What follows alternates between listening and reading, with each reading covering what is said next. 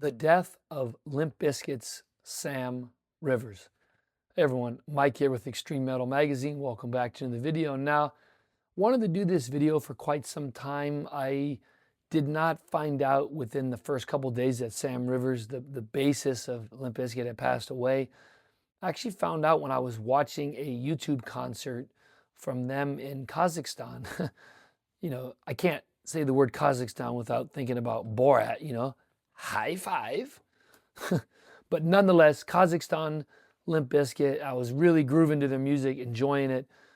Um, I put out a video earlier this year stating that Limp Bizkit in the year 1999 and 2000, they're really my first foray into heavy music, System of a Down, things like that, Korn. But I was fixated on Limp Bizkit, and they're really what got me into extreme metal, got me into thrash metal, got me into death metal. So I'll forever be grateful to Limp Bizkit.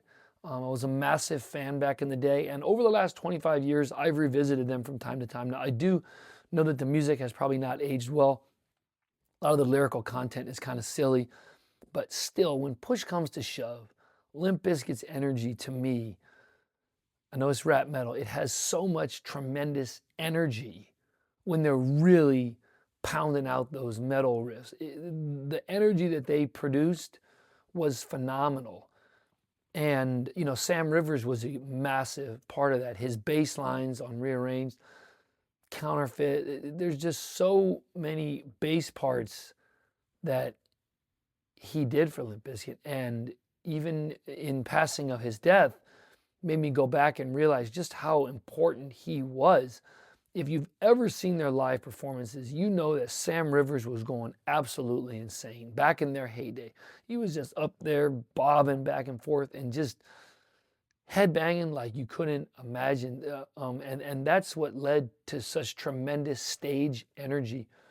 Anyone that saw Limp Bizkit from 1997 until maybe like probably 2001 when Wes Borland left, the energy was so tremendous. I'd love to see another band match or exceed their energy, but I haven't seen it. But again, this video is just about paying homage to his life. Again, I found out when I was watching this Kazakhstan concert, and just looking at Fred, looking at Wes, and looking at Sam, realizing that they're in their 50s now. Well, actually, Sam was 48, but Sam's over there in a white kind of suit that he wore over the last few years of his life. It's strange to say over the last few years of his life, but I was really grooving and jamming to their music, and I decided to hit pause for a little bit, and I went to look up the current lawsuit that they're involved in. I think it's about $400 million with Universal Group, something like that. Tremendous amount of money over unpaid royalties. So I'll be curious to see if that in fact goes through.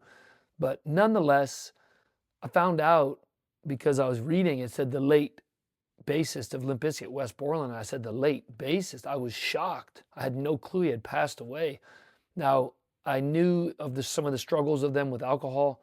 I was aware of that, but I did not know that he was in dire straits like he was. So, and again, maybe none of them did, but I think that's also a great thing. Take care of yourself, take care of your body. I do drink alcohol, but within moderation. It's such a shame. 48 years old. Who knows how long Limp Bizkit will continue on? Who knows how long they would have continued on with him? Looks like there's no stopping him right now. But 48 years old, you have to think he was cheated of another 3 or 4 decades. So that's just really sad to think he didn't even make 50 years old. But again, purpose of this video is just celebrating his life. He was such an integral part of Limp Bizkit. Obviously, I don't know him.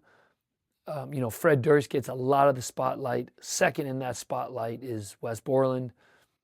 And, DJ Lethal, John Otto, and they kind of just fall into the background. Sam fell into the background.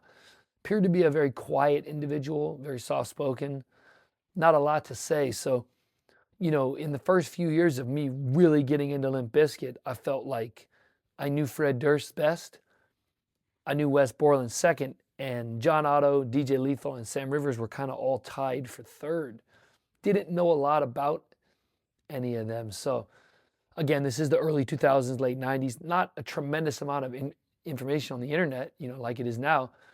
But nonetheless, he kind of just was he fell into the background. But his bass was so integral, so important to the success that they had.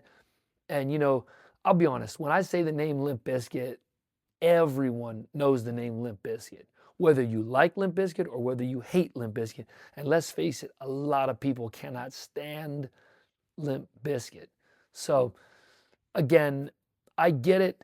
You know, if you're not a fan of Limp Bizkit, I totally get it. But to those of us that are, we really understand how magical they were. You know, they're still good. It's still fun to watch them play. Obviously, I view them like Metallica. They are nothing like they were in their heyday. You cannot recapture that raw energy, just like Metallica cannot recapture that raw energy. Limp Bizkit cannot recapture that raw energy. But nonetheless, Sam Rivers was a massive part of Limp Bizkit's success. It's truly sad to hear of his passing. And I just wanted to take a moment in this video just to pay tribute to his life and thank him for the music. He really got me into extreme metal.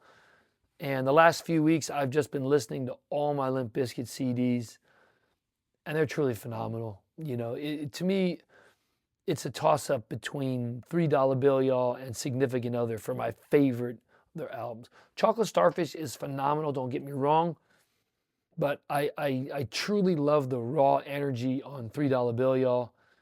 My first email address was $3BillYall@Hotmail in 2001. Again, I was a massive fan. They're what got me into extreme metal.